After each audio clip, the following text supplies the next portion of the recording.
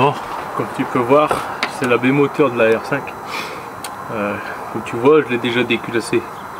Je me suis dit, ouais, ça va aller vite, je vais la déculasser, je vais la remettre. Or, j'ai un goujon qui a cassé dans la culasse. Là-bas, je peux encore l'extraire. Il faut juste que je chauffe la culasse pour pouvoir retirer le goujon. Que du coup, je la récupérerai sur un des autres moteurs. Si j'ai retiré le joint de culasse, c'est parce que j'ai le bocal d'eau qui se vide et qui se vidait déjà quand j'avais déjà vendu la voiture. Mais je pense que c'était une micro-fuite, tu vois, ou alors c'est possible un petit radiateur, de l'évaporation à cause de la chaleur, tout ça. Or, il s'avère que non en fait. Alors du coup, quand j'ai vu qu'il n'y avait plus de bocal, enfin qu'il n'y avait plus de bocal, qu'il n'y avait plus d'eau dans le bocal, qu'il me manquait de l'huile. Après l'huile, je sais que c'est le joint spi côté boîte qui fuit sur le moteur. Enfin bref, j'ai bien fait de l'ouvrir parce qu'en retirant le cache-culbut, voilà, il y a une présence d'eau dans l'huile. Là, on est sur une belle mayonnaise. Après, tu vas me dire, chez Renault, c'est courant qu'il y a de la mayonnaise sur le bouchon, tout ça. Ouais. Mais là, il y avait un peu trop d'eau à mon goût, sachant que, ouais, allez, j'ai fait quoi, 1000-2000 km depuis que j'ai récupéré la voiture. Après, j'ai pas roulé, elle est restée à peu près 3-4 mois sous un arbre. On était qu'en période printemps, tu vois, on commençait à être le printemps, début printemps même. Enfin bref. Alors du coup, quand j'avais acheté la voiture, le gars il m'avait dit qu'il avait refait certains éléments de la bagnole par quelqu'un, et visiblement ce quelqu'un a bien refait des éléments, mais pas tout, parce qu'il m'avait dit aussi que la ligne d'échappement était refaite, et que en fait non, elle n'avait pas été refaite, elle avait juste été peinte. Et peut-être que le gars il a encaissé les sous, et puis il a pas changé la ligne d'échappement, il a juste repeint. Et ben en fait, ce joint de culasse là que je possède dans la main, c'est un joint de culasse de merde, premier prix. Je ne sais pas la marque. Pourquoi? Parce que en fait, quand je l'ai retiré, alors déjà, le joint ici et des culbuts, enfin des culbuts du collecteur d'échappement, il n'est pas vieux. Ensuite, il y avait des joints au niveau du carbu, ils n'étaient pas vieux. Et ce joint de culasse là, il n'est pas vieux du tout, parce qu'il s'est retiré assez facilement. Mais le problème, c'est que c'est de la merde. Parce que les trous, ils sont pas ronds. Ils sont ni ovales ni ronds. Et aussi ce qui m'a fait que je l'ai déculassé, c'est parce que en fait, comme je l'ai mis, comme là je roule beaucoup avec le Master et que du coup moins avec la R5, du coup je l'avais stationné, ça faisait 3 semaines qu'elle était là. Du coup j'avais ouvert ça pour la batterie, justement pour pouvoir la débrancher. Et c'est là que je me suis aperçu qu'il n'y avait plus d'eau. Du coup je contrôle la jauge d'huile. La jauge d'huile elle est au-dessus du maxi. Et du coup, quand j'ai démarré le véhicule fume bleu. Donc quand j'ai regardé là, derrière de la culasse, toutes les chambres de combustion sont noires, les bougies sont noires, charbon. Il y a beaucoup de calamine sur les soupapes. Et aussi, j'ai bien fait de le faire parce que en fait, tellement que c'est des joints qui sont pas ronds, et ben en fait j'ai une liaison sur le parti du joint là, c'est ici à côté de la pompe, mais bon il y a toujours une liaison là parce que en fait tu as le circuit d'huile montant qui part dans la culasse en haut, mais à la côté d'une vis. Et ben en fait là j'ai une jonction, j'ai de l'huile qui passe au niveau de la vis, parce que quand j'ai retiré cette vis là, bah c'est simple, la vis elle est pleine d'huile, donc en gros il y a de l'huile qui est passée au niveau de la vis, ce qui faisait que ça remontait le haut de la vis. Après bah du coup ça partait dans la culasse, mais pas que. Bon, ça fuyait pas là, mais ça passait en haut, et du coup problème, et ben l'eau et l'huile sont mélangées par cette vis là, et c'est le problème courant sur les Cléon, c'est que ici à ce niveau là, l'eau et l'huile se mélangent fréquemment. Cette vis là n'était pas, j'ai moins galéré à la desserrer. Cette vis là était moins serrée que les autres. Alors il n'y avait pas que celle-là, il y avait elle. En fait c'est simple, 3 vis dans les 4 coins étaient faciles à desserrer. Les autres, je l'ai un peu plus galéré pour les desserrer. Mais voilà, donc en gros, il est possible que si j'aurais juste resserré la culasse, ça aurait réglé le problème. Mais non, j'ai bien fait de l'ouvrir parce que du coup, j'ai de l'eau dans le cylindre. Alors dans le cylindre 3, j'ai de l'eau. Il y a de l'eau et de l'huile dans le cylindre 1. Et les autres, bah, ils sont très calaminés. Voilà. Et puis après, on voit les traces du joint où ce qui était posé. Alors ça, je les retire pas parce que j'ai pas prévu de faire de grands frais, de grande mécanique dessus. En fait, là, je voulais démonter, remettre le joint, enlever les résidus qu'il y avait potentiellement sur le bloc et sur la culasse, remettre le joint de culasse et hop, c'était bon, c'était fini. Non, je ne changerai pas les vis de culasse. J'ai fait ça sur 3 moteurs et ça a tenu. Et ça fonctionne toujours même. Et notamment le trafic où je l'ai fait 2 fois. Ça, avec les mêmes vis. Hein. Donc on voit, alors ici il y a un dépôt de calamine. Donc là déjà on avait une liaison, on aurait pu avoir une liaison entre l'eau et la chambre de combustion ici parce qu'il n'a pas du tout épousé le tout. Là pareil, là c'est pareil. En fait, alors on a de la calamine sur le cylindre et le joint il s'est arrêté sur le cylindre et une partie au niveau de l'eau. Voilà, tu verras mieux de ce que je te dis. Voilà, donc là tu vois où ça s'est arrêté. La trace noire, c'est de la calamine qui est sur le cylindre, alors que logiquement là ça devrait être étanche. À côté c'est la même chose. Là ça va. Ici, on voit clairement où le joint était posé avant. Hein. Et les autres cylindres aussi. Voilà. Donc en gros, là, ce que je te disais, le problème courant sur les joints de culasse et qu'on croit que c'est un joint de culasse, c'est cette zone là. Ça, c'est la pression d'huile qui part dans le cylindre. Après, l'huile redescend par les tiges de culbuteur là.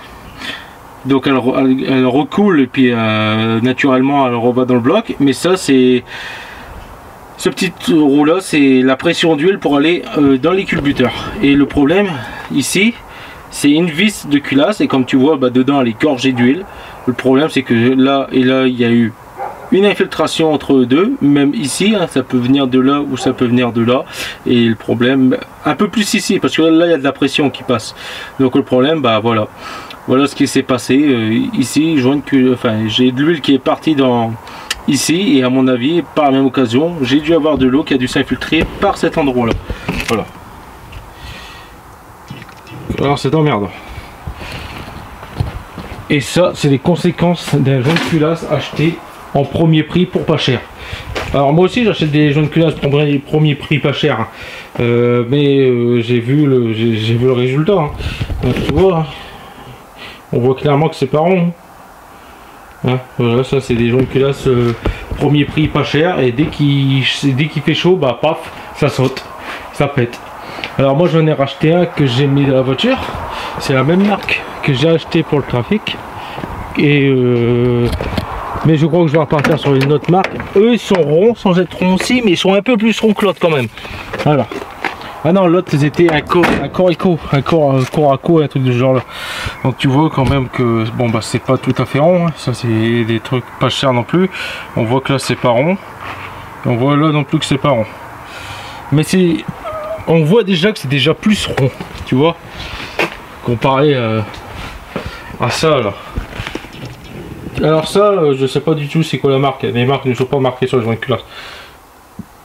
Mais tu vois déjà la différence. Regarde, je vais te mettre côte à côte. Tu vois déjà qu'il y a un peu plus rond celui-ci. Alors le joint de culasse là, je l'ai payé dans les... je crois que je l'ai payé 22 €. Le joint de culasse là. Après plus tu vas monter cher. Alors ça veut pas dire que c'est... Parce que c'est cher, c'est mieux. Mais souvent quand tu pars cher, ils sont peut-être pas mieux. Mais ils sont peut-être un peu plus contrôlés. Et ils sont peut-être, tu sais, un peu plus dans la consigne. Aucun défaut. Et aucun défaut pour ces joints de culasse là. Tu vois, peut-être que là, en gros, il y a moins de contrôle pour ces joints de culasse là. En gros, ils sont fabriqués à la chaîne.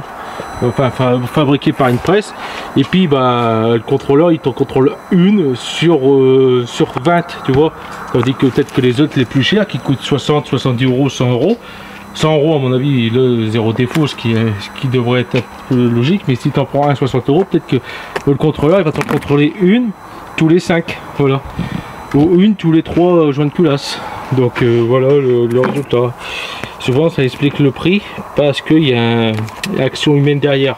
Là on voit que c'est pas rond, mais il est dans les tolérances de cette marque là. Donc moi il faut que je remonte ça, il faut que je dégage ce goujon qui a cassé là. Lui est cassé net. Alors, il n'est pas cassé à ras, il est cassé à ras de l'écrou du collecteur d'admission. Voilà.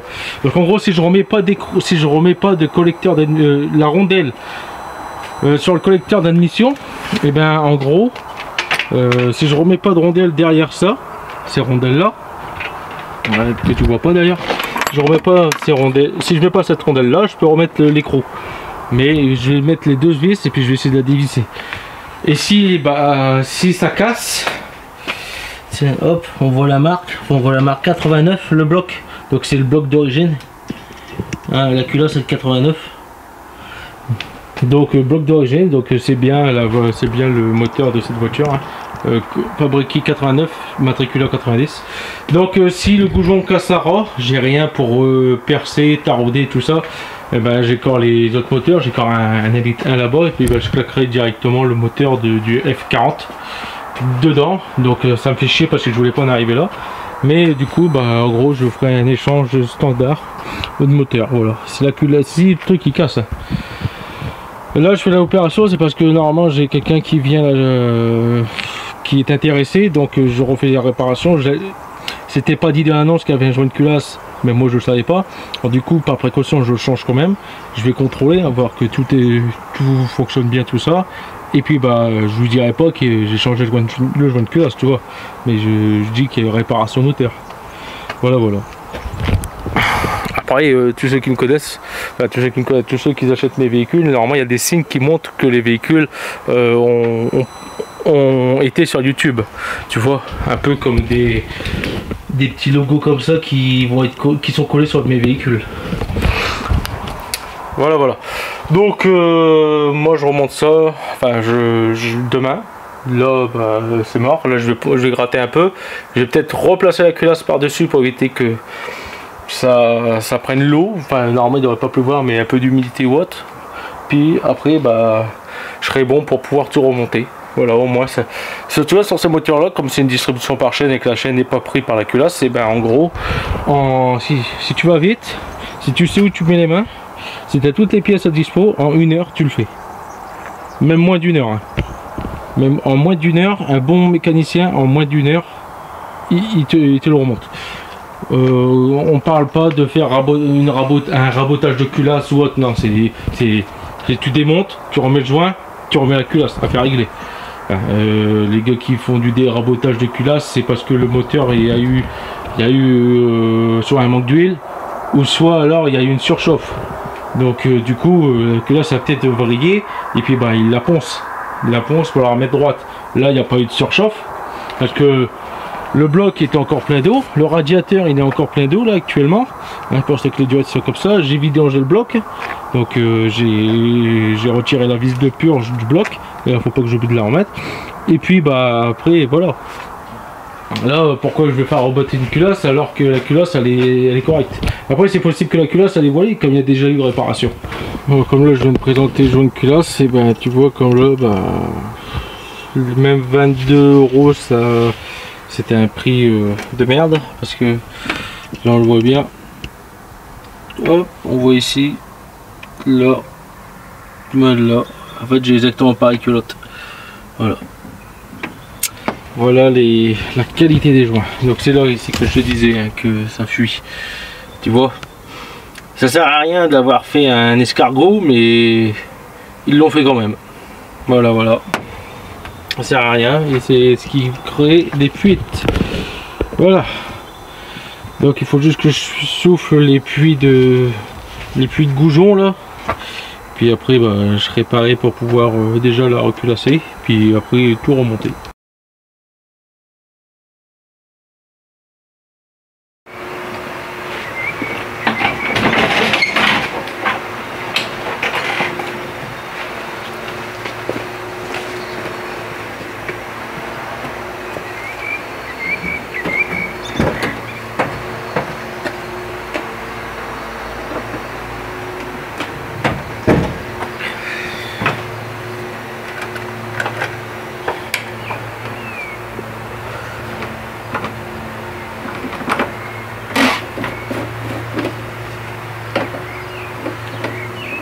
Bon. Ça arrive la saison des tontes là. Donc hier j'ai monté la culasse et là ce matin j'ai remonté tout le reste. Donc j'ai déjà fait la première étape de faire tourner le moteur pendant 20 minutes et l'arrêter pendant 150 minutes, donc à peu près 2h30. Il doit y être à 3h maintenant, c'était indiqué sur le bazar. Je t'ai indiqué là durée de tassement 150 minutes sur joint là. Ouais. Et c'est aussi dit utiliser des vis neufs. Bon ça je crois que tu l'avais déjà dit. Et même en leur utilisant. Alors je sais pas si cela ça fait déjà 2 fois, donc 3 fois maintenant, ou c'est uniquement deuxième fois. Si ça a été fait. Alors j'ai mis un joint de culasse d'une épaisseur de 1 mm 27. Voilà. Et le diamètre des trous c'est 72 mm de diamètre. Donc là il me reste à faire maintenant, c'est l'étape desserrer et serrer vis par vis. C'est ce qui est indiqué là. Une fois que tu as fait 150 minutes, lui il te dit qu'il faut le desserrer et le resserrer vis par vis. Alors tu vois là il y a un truc que je comprenais pas. Là c'est marqué 55 et 65 newtons. Moi je croyais que c'était soit tu fais 55 soit tu fais 65 newtons. Ou alors l'entre les deux. En fait je crois plutôt que ça veut dire que tu fais une première passe à 55 newtons et tu as fait une deuxième passe à 65 newtons. Là sur le premier j'ai fait 58 newtons. Et après j'ai fait 65 newtons. Il y a qu'après que je me suis dit en fait c'est peut-être un premier serrage et un deuxième serrage. C'est pas indiqué si tu fais tout à 65 ou tout à 55. Bon enfin. Donc là je suis à l'étape, bah, je desserre et je revisse. Vis par vis. Il faut que je retire le cache-culbut. Puis après il y aura une vidange à refaire. Parce que comme là l'huile est contaminée par l'eau. En tout cas, chose que j'ai déjà remarqué, c'est que là déjà le véhicule ne fume plus bleu, ce qui est très très bien. Alors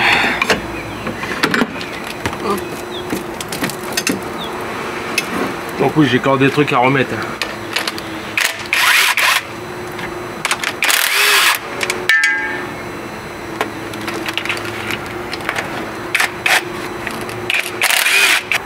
Alors, le truc le plus chiant sur ce cache culbuteur là, le truc qui est chiant c'est que t'as les durites d'eau qui emmerdent son monde en fait. Et ils sont là et puis ils font chier, donc ça bloque. C'est emmerdant pour pouvoir le sortir.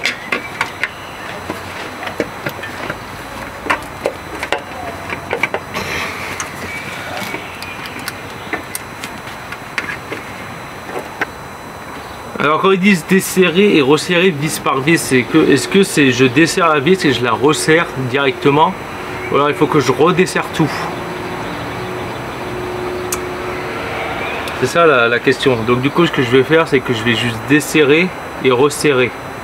Donc je la desserre entièrement et je vais la resserrer. Par contre est-ce qu'il faut que je fais ça par la 1 ou par la 10e? Alors du coup ce que je vais faire, et ben c'est que je vais faire 1, 2, 3, 4, 5, 6, voilà, donc je vais desserrer et resserrer vis par vis. Comme ils le disent. Alors je vais faire 55, première passe, et je vais refaire une deuxième passe à 65.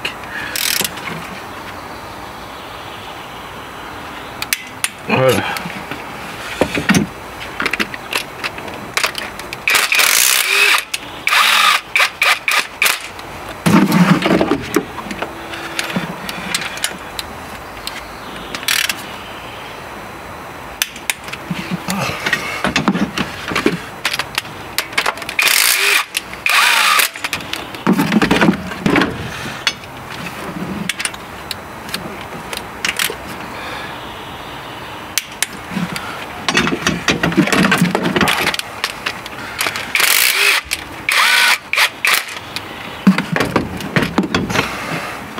Regarde, il n'y a vraiment rien de compliqué à refaire le joint de la culasse de ce moteur là. C'est vraiment facile.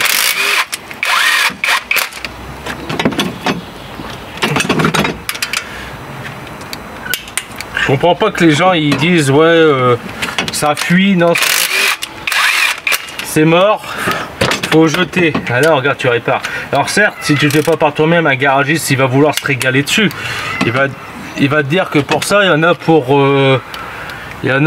aller je sais pas moi 1500 1800 €. Alors en tout, comme je t'ai dit, un bon mécanicien, ça, il te le fera en 1 heure. Ah bon, après, il faut attendre le temps de chauffe, tout ça, mais si tu attends la globalité pour tout faire correctement, en 2 heures, c'est fait ça.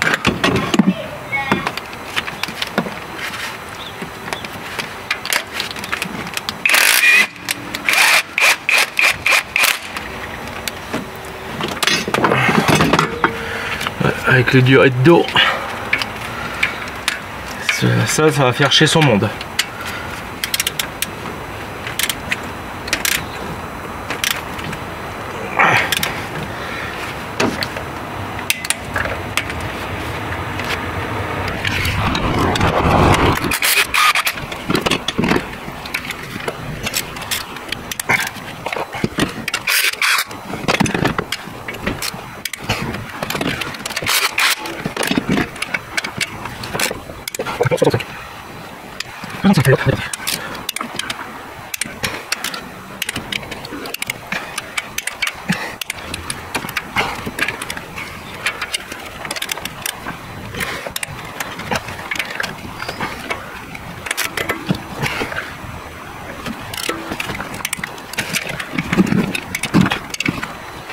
Et voilà, le joint de culasse est remis. Voilà.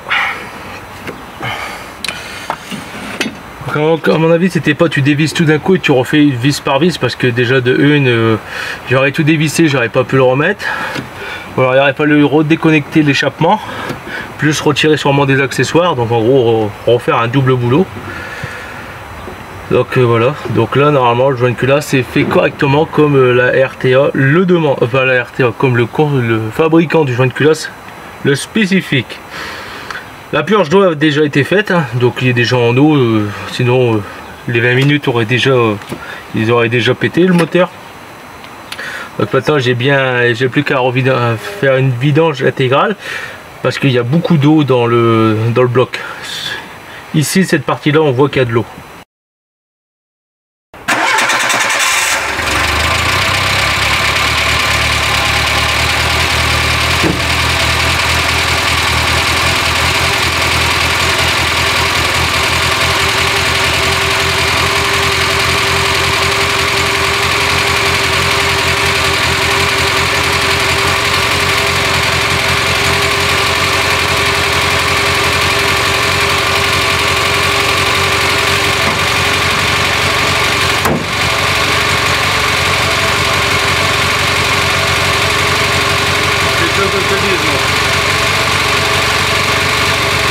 Alors là je viens de les refumer derrière, on a vu c'est peut-être les dépôts de calamine qui en veut encore, parce que je le sais gratter du coup les pistons et les soupapes, on va les gratter vite fait, hein.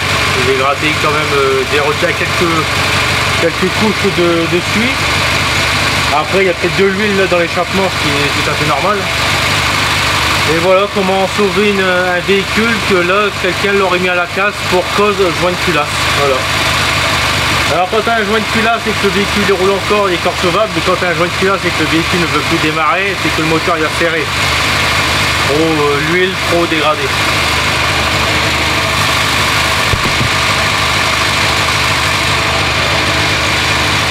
Ah, du coup il me reste juste à refaire la vidange et à changer le joint spi côté boîte, mais là il va falloir que je rentre la voiture en dedans. Parce qu'il faut que j'arrive à retirer la boîte de vitesse, donc pour retirer les cardans, boîte de vitesse, du coup il me faut vidanger la boîte et vidange moteur, hein, c'est normal. Et voilà, là le véhicule roule parfaitement. D'ailleurs je vais faire 100 mètres pour voir s'il n'y a pas de raté, parce que je vais pas régler les culbuteurs. Ils étaient déjà réglés, j'ai remis exactement à la même place, logiquement ça n'a pas dû toucher au réglage. Ouais, je vais tester ça.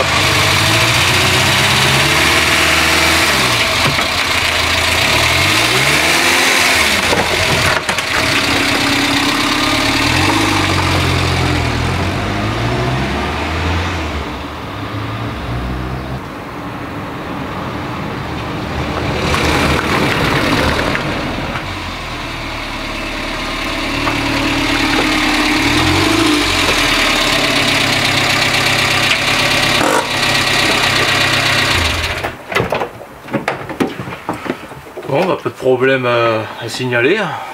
Elle roule exactement comme je l'ai eu. Donc voilà, si tu veux la voiture, n'hésite pas à me contacter. Hein. Elle est toujours à vendre jusqu'à ce que les 6 mois expirent. Après que les 6 mois expirent, soit que je la vends mais je repasse pas le CT. Hein, ou soit que je la conserve pour moi. En attendant, les 2 ans suivants. D'ailleurs, je vois que là j'ai une bosse.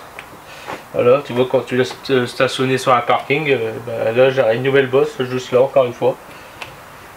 Quand j'ai acheté la voiture, il n'y avait aucune bosse. Je la stationne ici, il y a des bosses partout. C'est incroyable que les gens ils ont aucun respect pour les véhicules, en gros. Enfin, pour les véhicules des autres. Donc voilà. Donc hop, comment recevoir une voiture, hein, je vois une culasse express. Donc tu vois, en 2 heures, si tu as 2 heures, en 2 heures, le joint de culasse d'un Cléon Fonte, il est fait. Voilà, si tu sais où mettre les mains, en 2 heures, il est fait le joint de culasse. Tu mets ça à un professionnel, il va te prendre 3 jours, plus 1500 €. Il y a grande chance. Voilà. Et voilà. C'est tout, j'ai rien d'autre à dire. Prochaine étape, c'est le joint SPI Villebroquin, et puis après la voiture, elle sera 100% étanche, sans anomalie moteur ou autre. Donc vidange qu'il me reste à faire, je vais le faire dans le garage, je ne peux pas le faire à l'extérieur pour des raisons